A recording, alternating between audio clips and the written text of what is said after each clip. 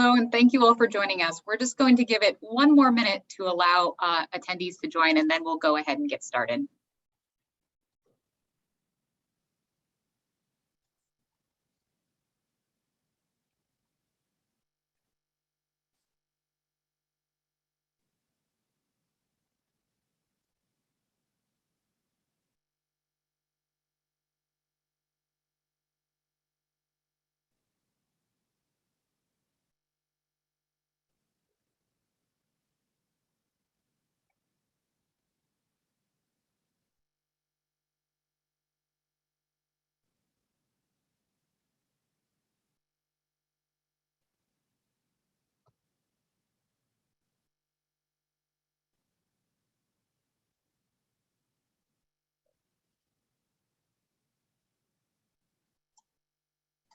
Okay, I think we'll go ahead and get started.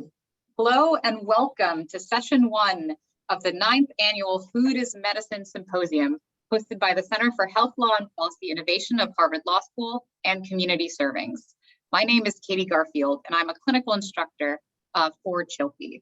This year's symposium, similar to last year, will consist of a series of webinar sessions. Today's session, session 1 in our series, will explore food as medicine for older adults. In just a moment, I will be handing things over to David Waters, CEO of Community Servings, for opening remarks and introduction of our panelists. Before I do that, though, I'd like to just cover some brief housekeeping items. First, please note that we will be using the Q&A feature of Zoom webinar. Whenever possible, we will answer questions directly in the chat that you can see by clicking the Q&A. If time allows, we will also direct Q&A questions directly to our panel in the Q&A session at the end of the webinar. Second, we will be recording this event. The recording will be made available to all registrants by early next week. The recording will also be posted on our website at www.chilp.org. And finally, session 2 of the Symposium webinar series will be held next week on Wednesday, December 8th.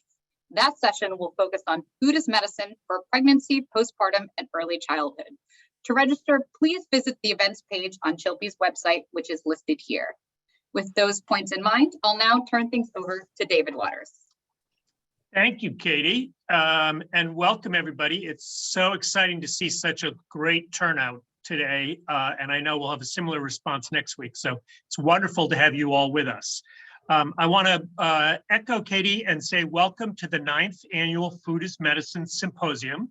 If we haven't met before, I'm David Waters and I'm the CEO of Community Servings. We are a medically tailored meal provider based in Boston, but serving the entire state of Massachusetts with feeding about 1,800 people a day. I'm so pleased to be hosting this symposium for the 9th year with our partners at the Center for Health Law and Policy Innovation of Harvard Law School. This symposium is a forum for exploring innovations in the food as medicine space.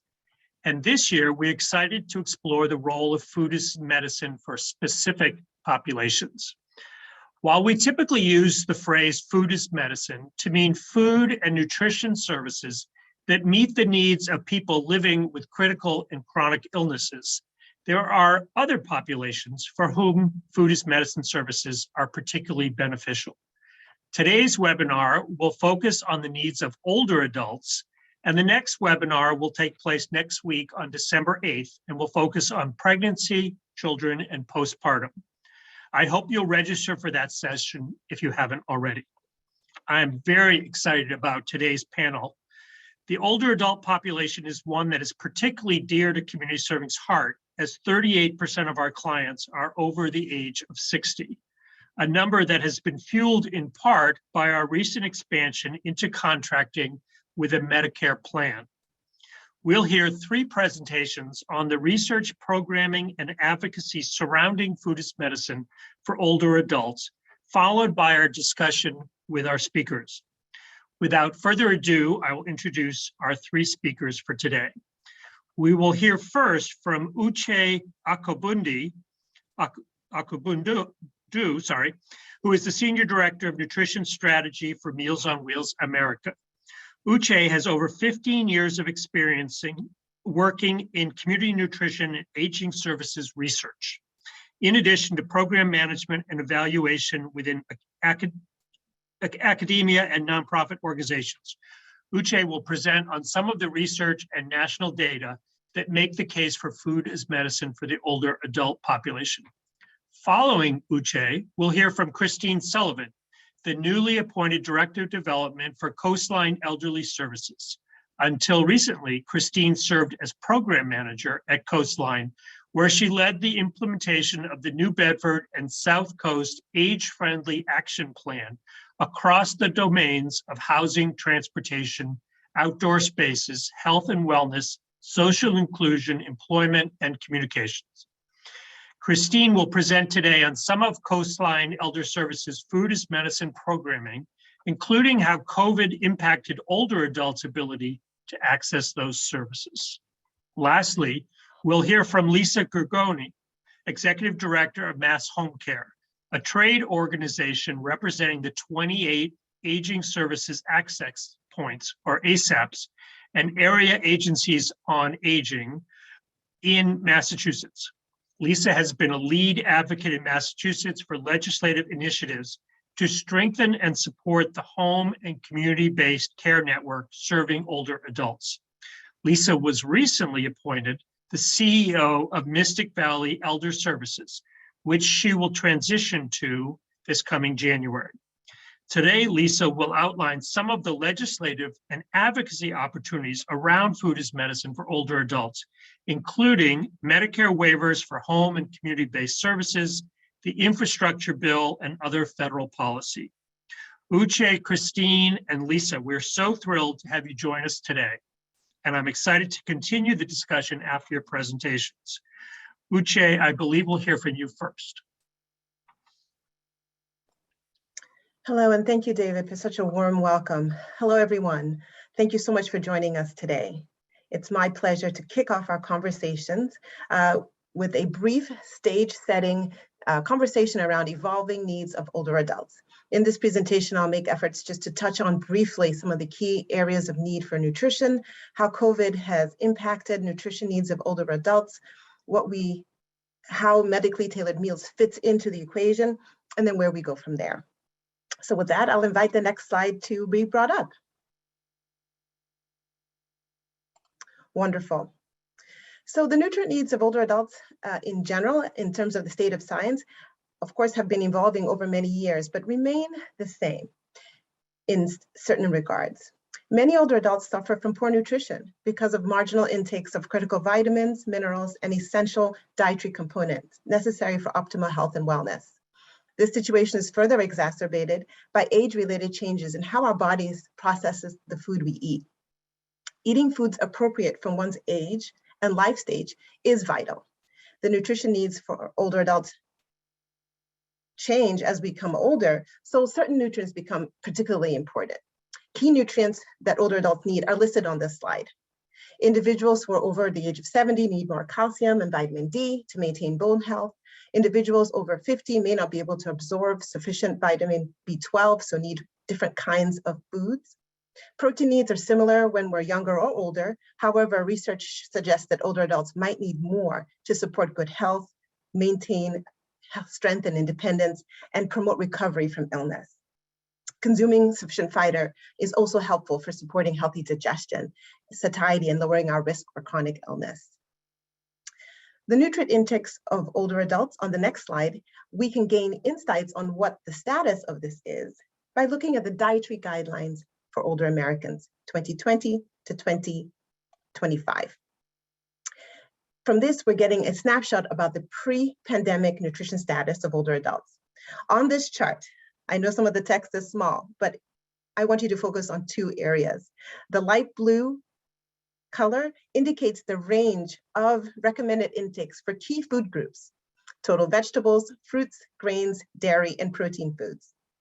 The dark blue circles, however, indicate where along these ranges average intakes for the older adult population lie. Just looking at this one graph, this little snapshot, it's clear that even before the COVID-19 pandemic, older adults were not meeting nutrient recommendations.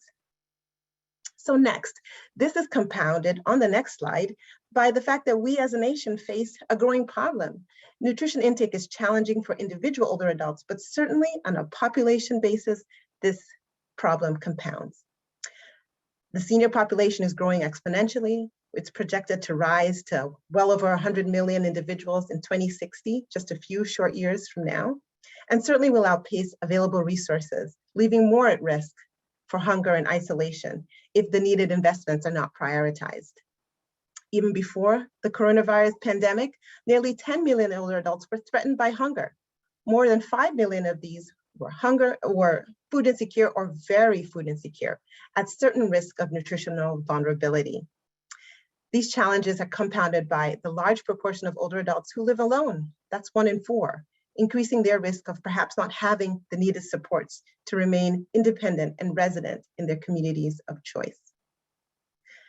Now, to these existing challenges, on the next slide, we talk about how along came COVID-19. COVID-19, as we all well know, has been a disruptive but illuminating and challenging force, exposing different vulnerabilities in the ways we've lived our lives to date. The pandemic changed the ways individuals interacted with the world outside their home, and particularly how they acquire and transport food to and from. This was particularly true for older adults. Lockdown and stay-at-home orders, self-isolation and social distancing impacted how older adults prepared food, the foods they chose, their ability to enjoy the foods they were consuming, the dietary intake, when meals occurred, when snacking occurred or didn't, forcing many older adults to rely on third-party or family connections to access the foods they needed. This situation placed many older adults in a vulnerable position, exacerbating existing frailties in their physical, functional, and social lives, resulting in the rising reports for unmet need, social isolation, and food insecurity. These are important aspects to remain cognizant of, particularly in the areas of how they impact nutrition research. On the next slide, we'll talk a little bit more about this. COVID-19 has exacerbated and tested the resiliency of our food, agriculture, and nutrition systems. As the pandemic continues, we are all questioning whether our current food systems are sufficiently resilient, given their inherent complexity, interdependence, and diversity across the globe. Some of the key areas of challenge include how older adults access information, how they interact with food and water supplies, our supply chain, trade and delivery systems, nutrition security and food security, how we understand the complexities of how individual diets and nutrition status interact with COVID-19 and other challenges to our immune function. To understand these current challenges, we must do so and move towards developing resilient systems and solutions that aid in recovery and readiness for future issues as they arise. With that, lately, we've had an increased focus on this notion of nutrition security. So let's talk a little bit more about that.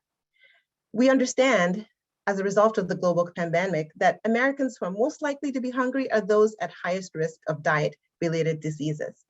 So essentially, a focus on food security, access to food, is insufficient. We must also focus on nutrition security. Sound nutrition needs more than just having sufficient calories for every man, woman, and child. With that, we want to be able to provide meals tailored to meet the whole person needs of individuals, to advance our collective shared goals about equitable food access. As a result, tailored foods really matter. On the next slide, we can see that 80% of older adults have at least one chronic condition listed on this slide. Many of these chronic conditions, like hypertension, high cholesterol, diabetes, are nutrition related, necessitating a diet-centered solution to provide prevention and management of these conditions. So on the next slide, let's talk just briefly about what we know.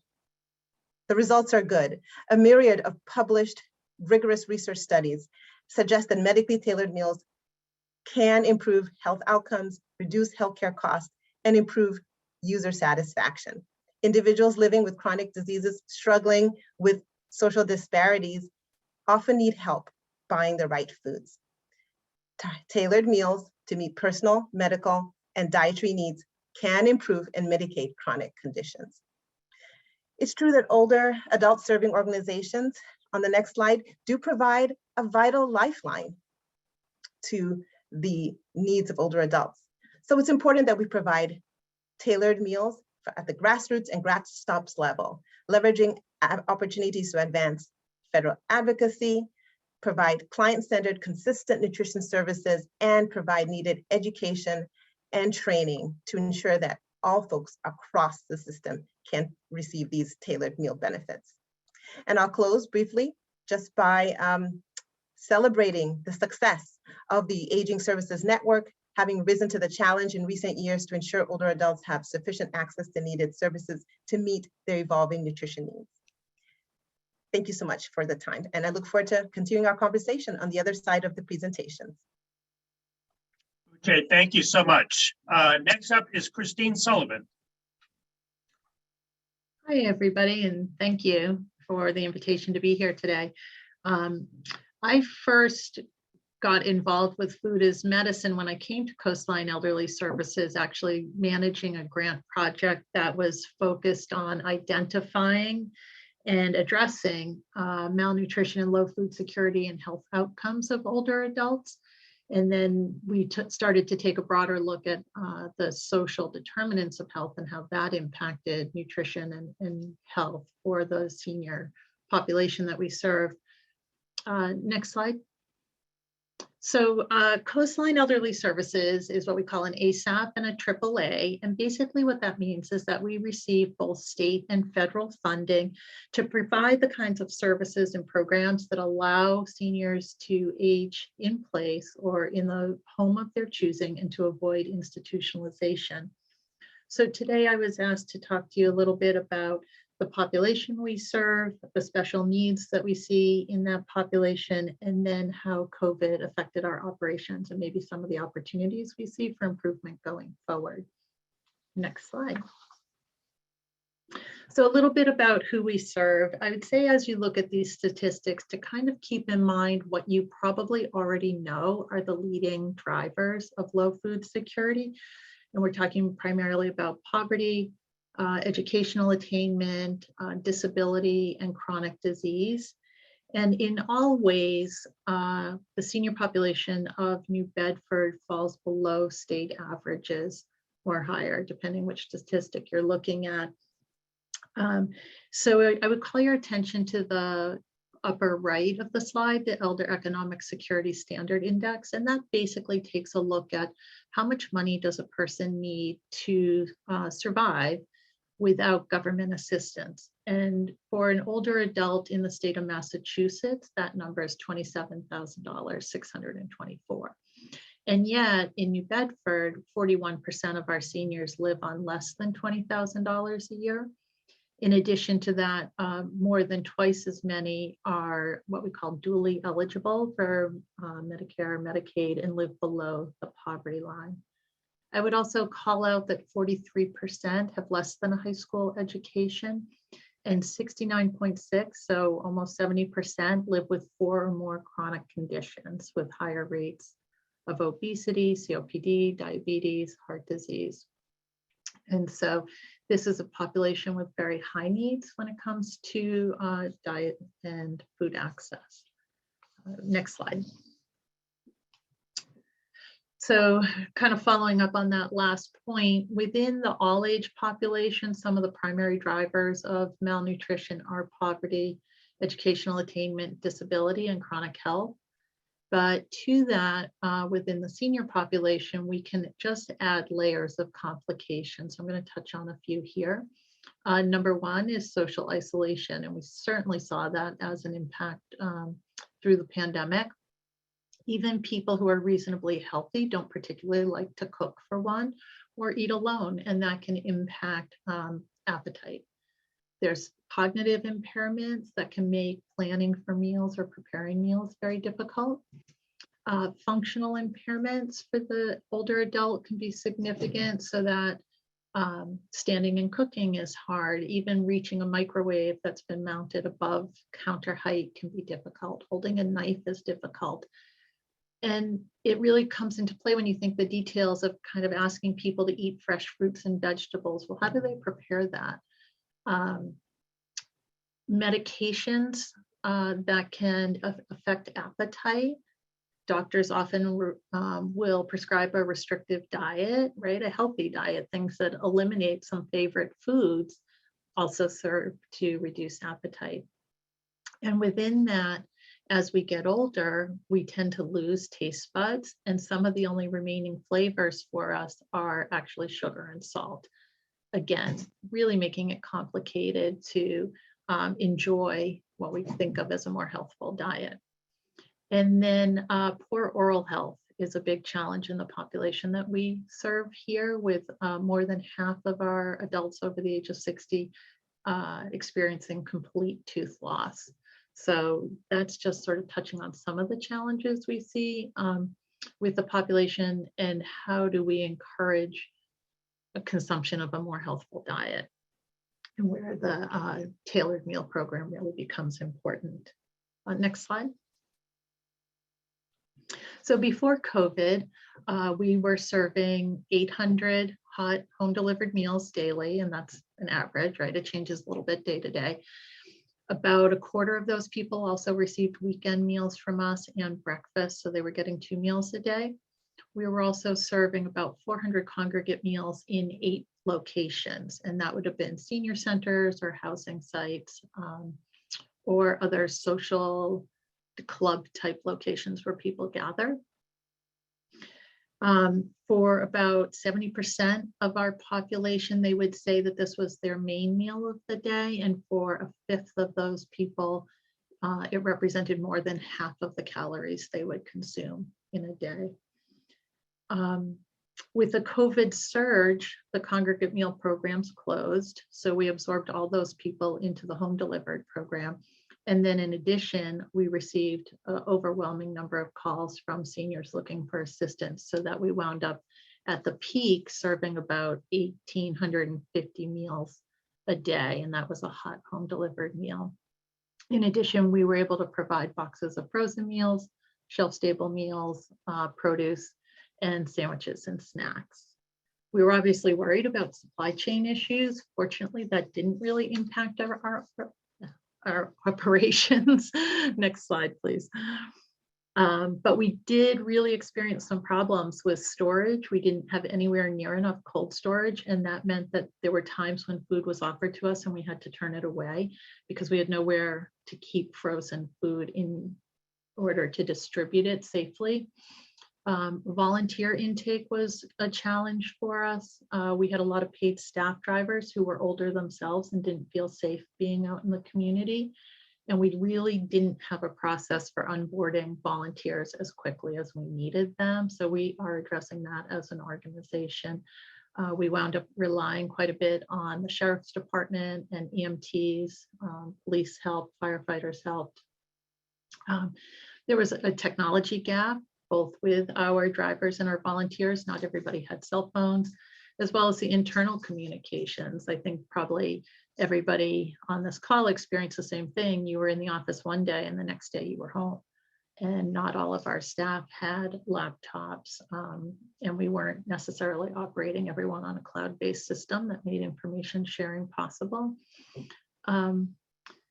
And then we were really dealing with a lot of inconsistent guidelines from the local and state authorities. We had kitchens operating in 4 different communities, and each of those communities was giving us different guidance around whether or not the kitchen was open or closed, how many people could be in that space at a time. So we were struggling with those challenges. I will say it was a huge effort, and every single person who called for a meal got one, and our team never missed a single delivery day, which was amazing.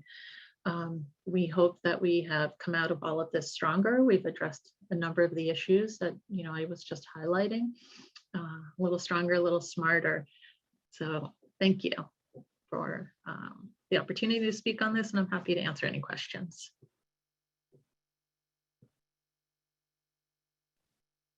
Thank you, Christine. That's great. Now I'll pass it to Lisa Gurgone.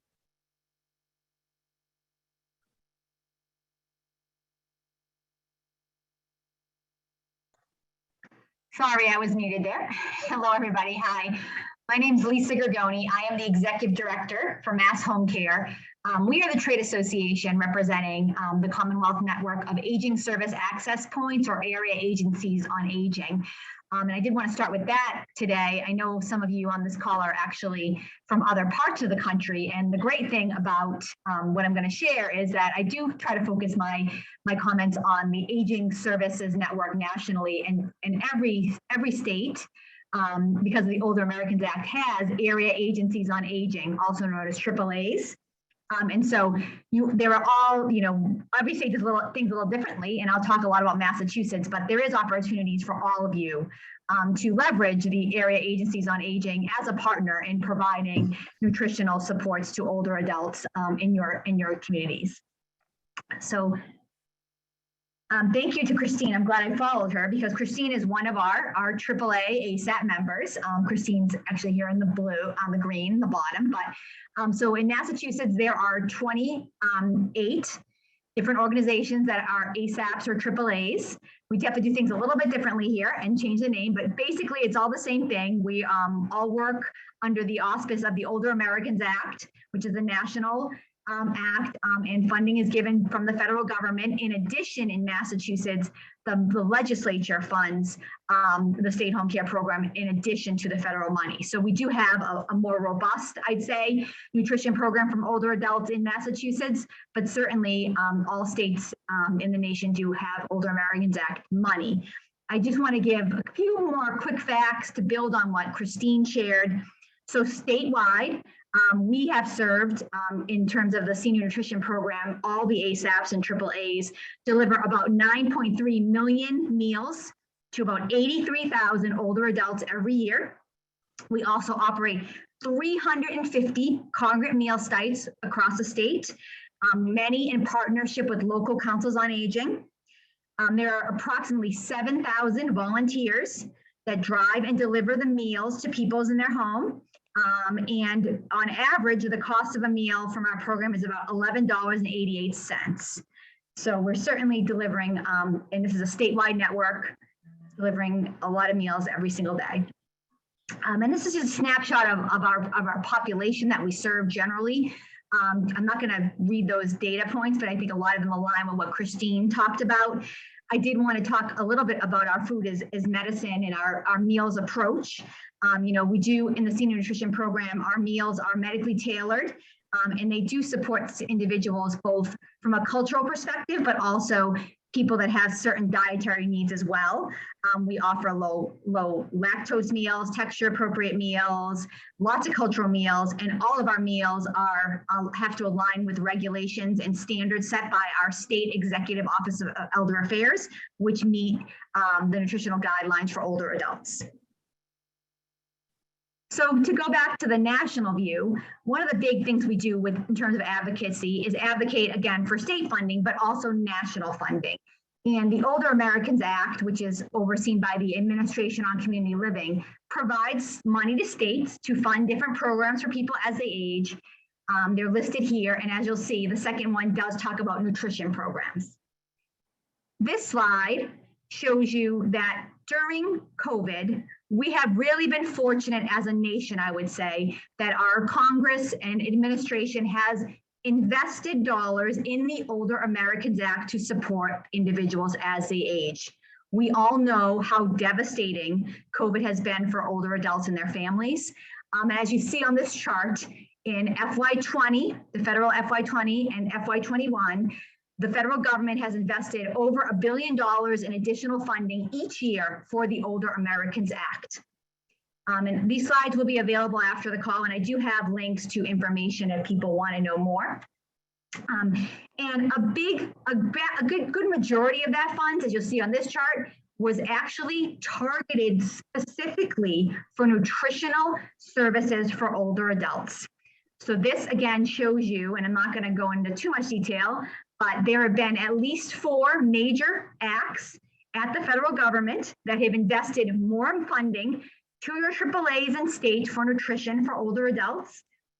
In addition, the pending Build Back Better Act which is a social act that the Congress is actually, the House just passed a couple weeks ago, and the Senate's now considering, has an additional $140 million for nutrition for older adults. So there's a lot of opportunity right now to advocate for additional support from the federal government for nutrition programs. And on the bottom of the slide, I actually put a link to an ACL site, which can tell you how much funding your state has received from the federal government to support older adult nutrition programs. Moving on to legislation, on both the federal level, which again, I put here the FEMA coalition, the national coalition, and also here in Massachusetts, there have been initiatives to think about food as medicine legislation and pilot and test the value of providing medically tailored meals on the outcomes of individuals and their health. So we are certainly here in Massachusetts supporting the Massachusetts national level. There is a bill, and again, information can be found on the slide if you want to help advocate in that way. Also, there is certainly a lot of movement nationally and here in Massachusetts on the managed care entities partnering with local food organizations to support people and meet their nutritional needs. David mentioned this with his partnership. A lot of our members also have individual partnerships with our senior care option program to deliver Meals on Wheels, but it's certainly an opportunity to look at when health plans are thinking about reaching social determinants of health, making sure they're partnering with existing programs to offer those services to their population. So lots of opportunity here. I know a lot of us advocate at the state and the local levels and also with health plans to make sure that we're part of that work and offer our services to people in Medicare plans as well. The other thing that's happened in Massachusetts, which could be replicated in other states, is we actually, in 2016, the legislature established a commission on malnutrition prevention among older adults. So they meet, there's been appointees from different organizations, they meet and develop recommendations. One of the things we did during COVID was actually a social media campaign called Be a Nutrition Neighbor, which again, kind of gets to what was brought up previously, trying to reach out to people during COVID, make sure they have needs met. How can we help you? How can we connect you? And not just our services in terms of ASAPs or AAAs or community servings, but just normal neighbors reaching out and trying to check on their neighbors and being a good neighbor. It's been really helpful, I think, during the pandemic. The other thing the malnutrition group has developed is a number of resources. We have a toolkit, some slide decks for people on malnutrition and aging. There's also some tools, malnutrition screening tools that people can use. So certainly trying to educate individuals on how they can make a difference when they're engaging with older adults and addressing their nutritional needs. I think from my perspective, one of the most important things for advocacy is really working together in partnership, engaging both government, making sure they understand what people need, engaging the consumers, the people, the families, everyone, and then also engaging our providers, if it is a health plan, a councils on aging, existing businesses, making sure we're all working together to advocate. That's why I'm really pleased and happy to be here to talk a little bit about the advocacy efforts underway now. And we certainly welcome opportunities to work together in the future to continue to move this work forward. So thank you very much. That's great. Thank you to all three of our panelists. That was really awesome. If we can turn on our cameras now, thank you. We're going to do some question and answer. So I invite the audience to put questions in the Q&A function, and we'll get to those in a moment. Thank you again to the three of you. I want to start with the idea of nutrition insecurity. Uche defined it, which I loved. Thank you. Community Servings recently adapted our mission statement to more strongly emphasize the concept of nutrition security. So for each of you, can you comment on how the term nutrition insecurity resonates in terms of programming, advocacy, and research relating to older adults? Sure, I'm happy to start if that's all right with you ladies. Thank you so much.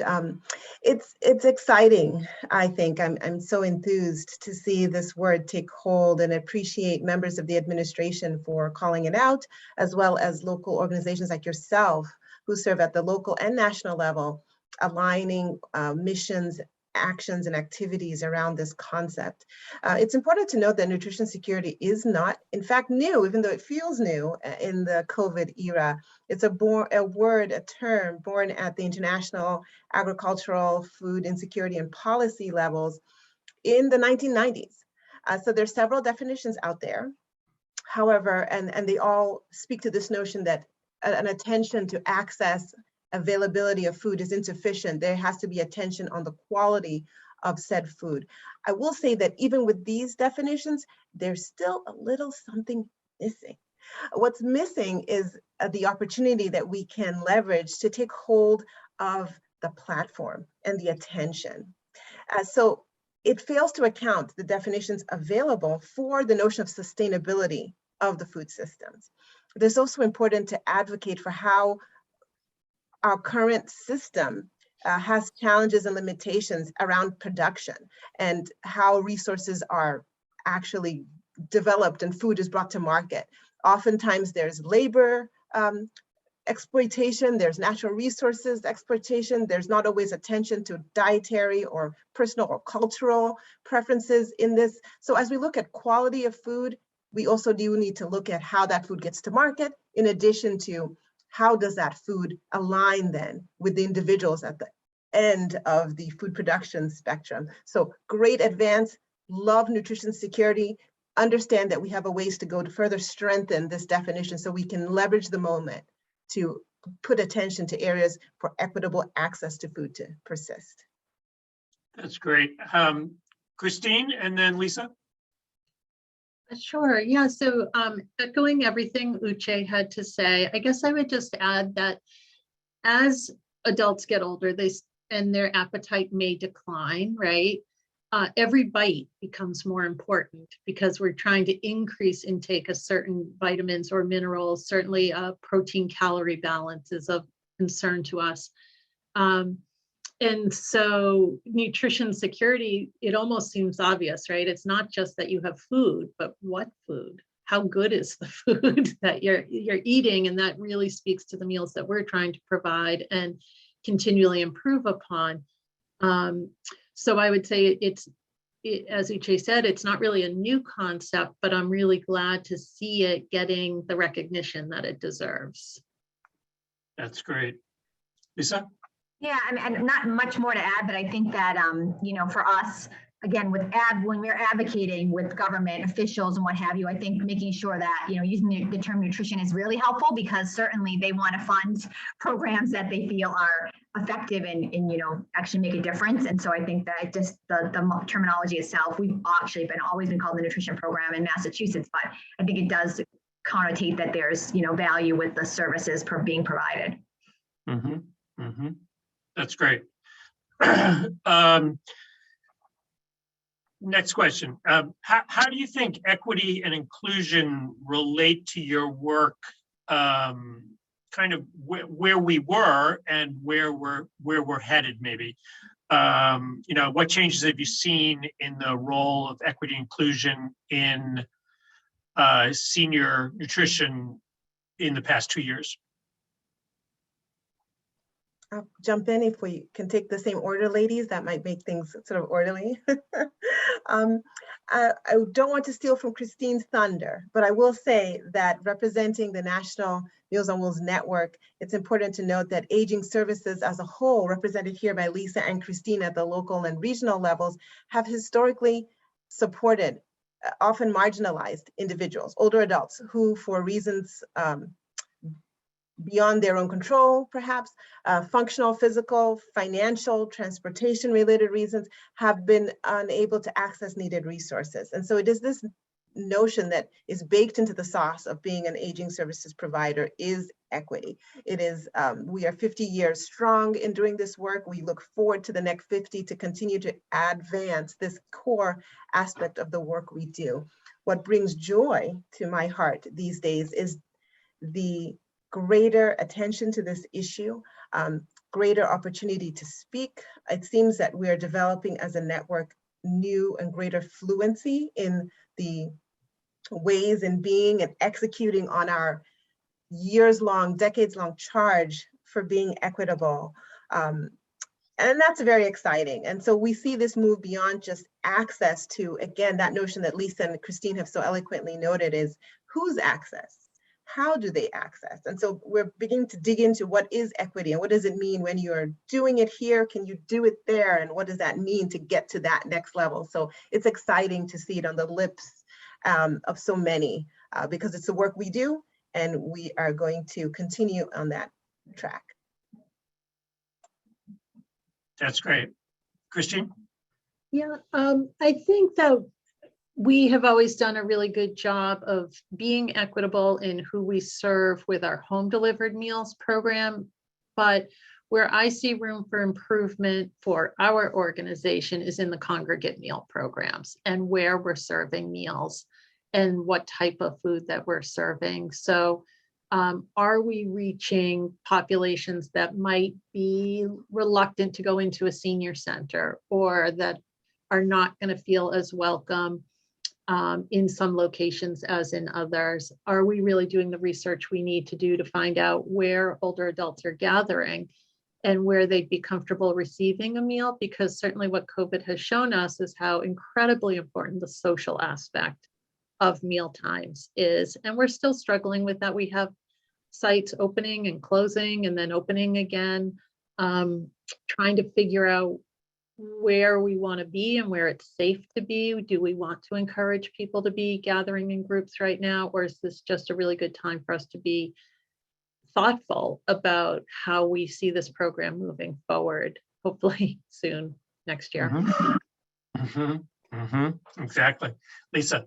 Yeah, and I would just add, I think that one of the things that really has shine a light is that there are partners at the local level. And I know a lot of us do this, but we do need to do more in trying to reach those partners, those culturally competent partners, individuals, like Christine is saying, the places where people are going and making sure that we're trying to connect to them. I think one of the things a lot of our network has been focused on is outreach in translating materials, advertising on radio stations that, maybe serve a certain population, really trying to expand how we reach people of different backgrounds. And that's been a big focus of us, I think, coming out of the COVID pandemic. How do we do that better? Lisa, let me ask you a question from Brian that he asked a little earlier, because you sort of look at the regional level. How much are various organizations that may be located in the same state or region working together and coordinating their activities to make sure those in need don't fall through the cracks or get overlooked for their nutrition needs?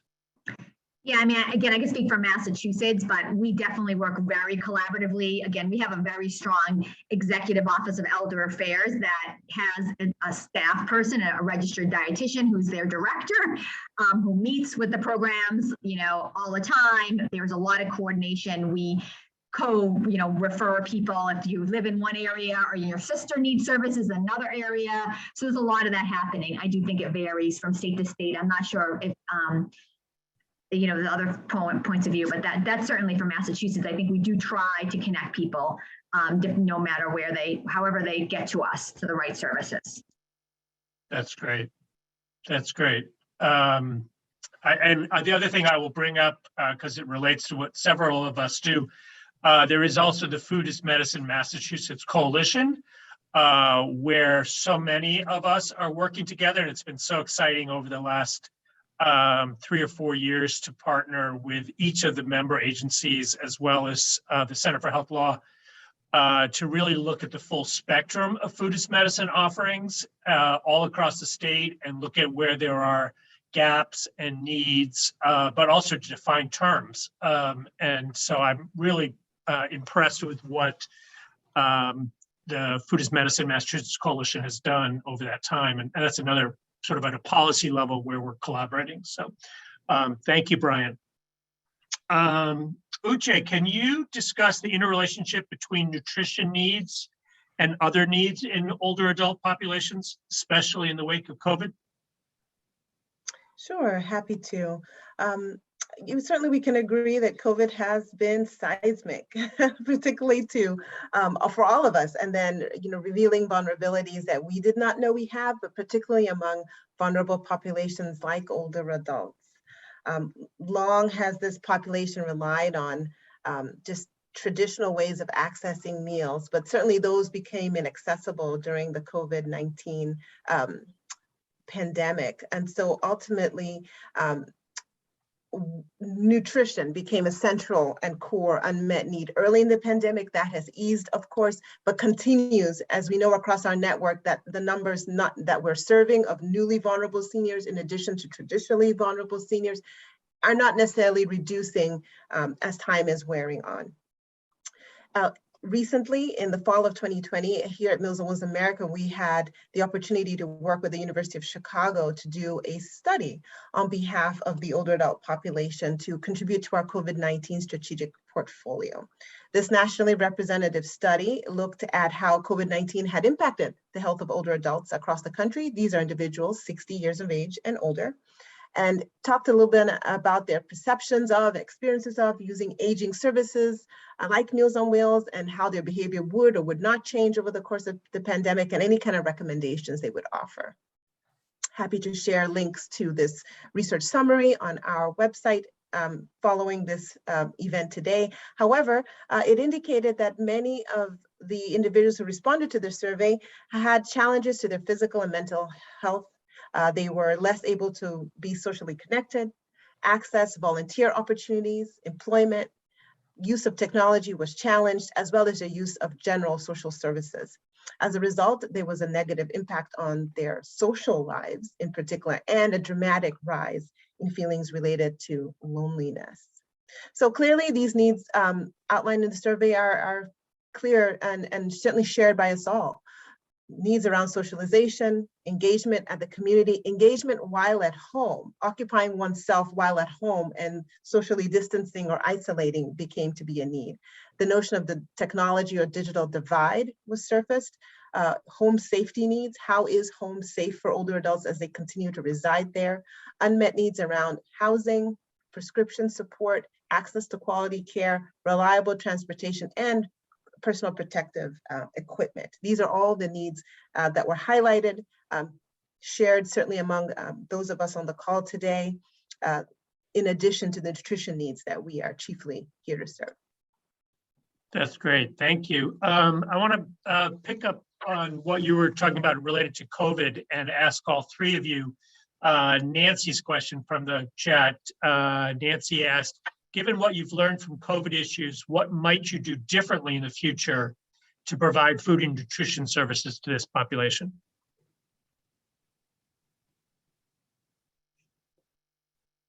I can jump in there. We were really fortunate here on the South Coast because we have a very strong food policy council. And so many of us in this food space already knew each other. I will say, as a result of COVID, we now all have one another's personal cell phones and feel free to call them all the time. But we were able, as a result of COVID, to formalize those networks. We've put up some technology that allows for emergency food response and food rescue efforts that have been very helpful for people serving all populations, not just the older adult population. And continuing to strengthen those networks, the ones that we've built, say, from the Older Services Network with the local school system, and how do we work together better? Because we were all facing the same challenges, and finding common solutions really worked for us. And I think that will just continue to go forward from here.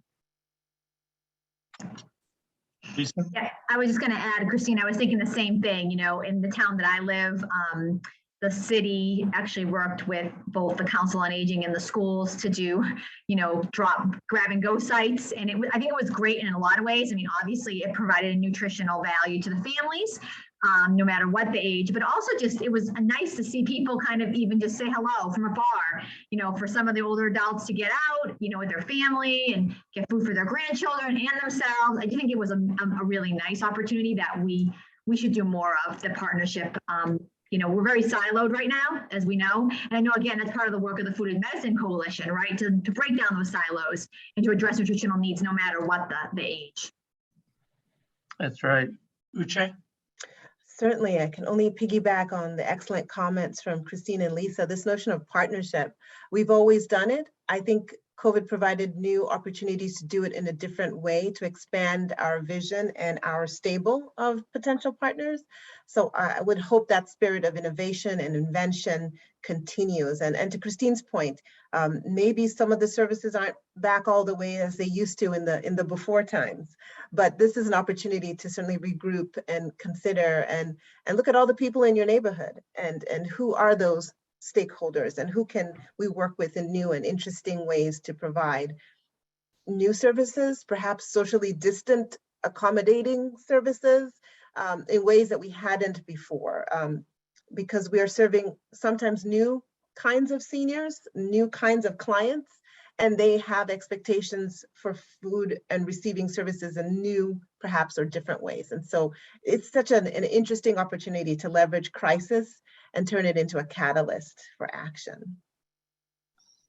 Yeah, that's great. I think I would add to that I know here at Community Servings, as the need has grown across all of our programs, that we've had to streamline in some ways or look for, challenge the assumption that we always do it this way. And I think there are great things in the midst of the sadness of COVID. There are great things that will come out of this in terms of, Christine said they went from 1,000 home delivered meals to 1,800, I think it was. And we've gone through similar growth. And I think to bring the sort of rigor of efficiency and systems to make sure that people are fed and the real need is met, and that we don't sort of rest on our laurels as we've always done it this way, or what we're doing is enough, or that kind of thing. So I think that's true across all of us. Christine, question for you. How do you include the voice of the seniors in your work or in your storytelling around development and things like that? How do you engage their personal experiences in the programs?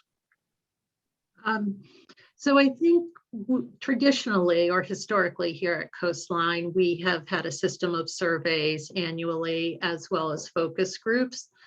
But what we are looking at being more thoughtful about is not putting all our seniors into this homogenous group, right? That they're all individuals. And when you start to break it apart, it's not necessarily age-based, it's not necessarily ethnicity in terms of the needs and what they are hoping to receive from us in terms of meals. So we're actually currently looking at a different survey process to make sure that we are being more inclusive.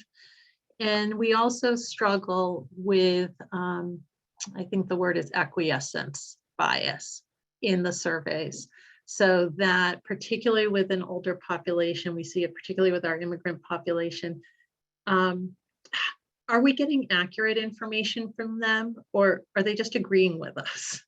So when you ask the question, how do you get to the truth of the answer? And we struggle with that. We really do, to make people feel safe and comfortable telling us what they really like or dislike about our meals program. It's hard, and we try to address it, but I don't have a perfect answer for you on that one. I would echo that. We do, client satisfaction surveys. I'm sure you do. And one of the things I learned early on was that when you talk about something as critical as food, many respondents are worried that if they give you negative feedback or even constructive feedback, that you will take away the service. And I think it's a really powerful reminder to the audience, as well as those of us who do this professionally, of the need and how tenuous people's needs are, that they would think when filling out a survey, oh, they're going to, they might not like me, and therefore I'll lose this critical support service that I need. And I think it's just so whatever the population that you're working with, it's so powerful and moving.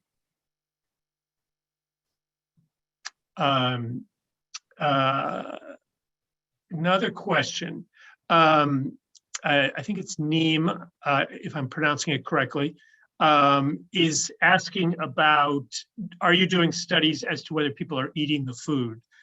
We talk about this a lot at community servings. You know, I use the example to donors, you know, if we bring you yogurt every day, but in fact, culturally, you don't eat yogurt, then we're not spending our resources well.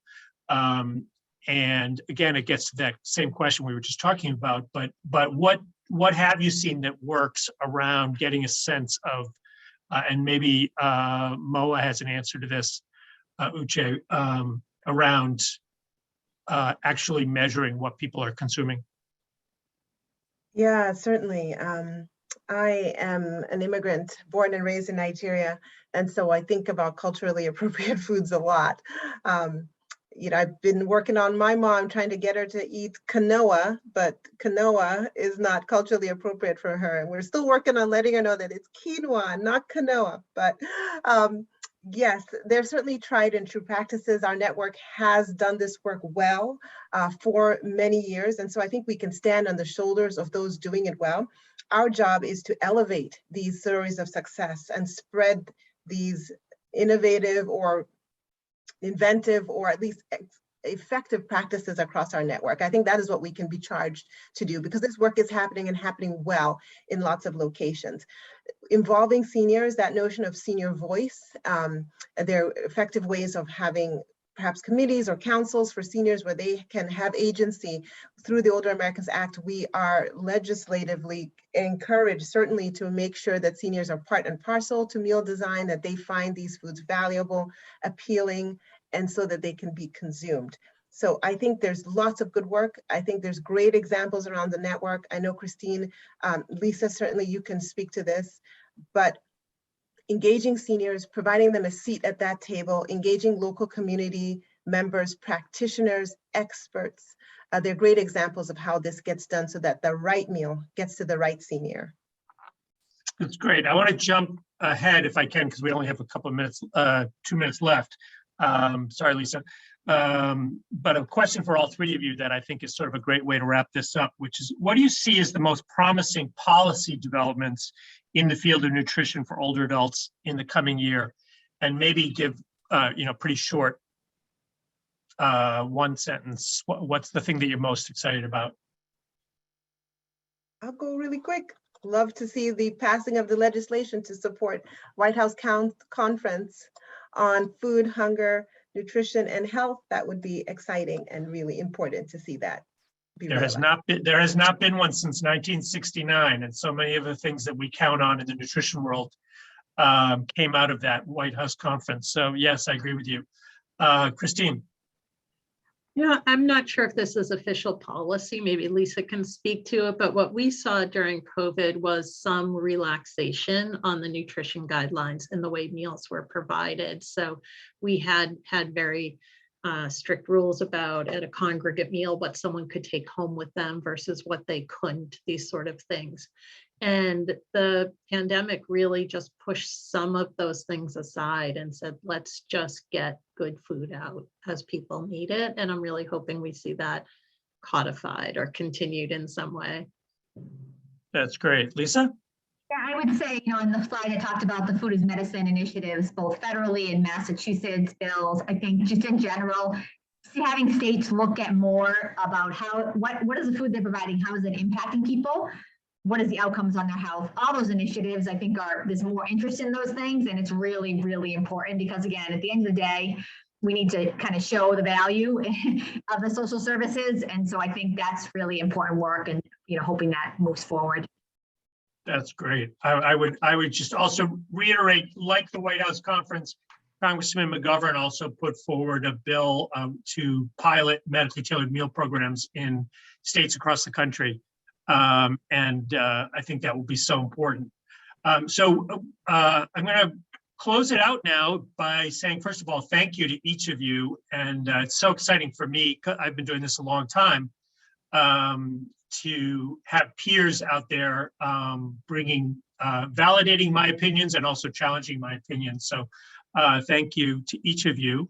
I want to recognize the Center for Health Law and Policy Innovation for partnering with Community Servings on this.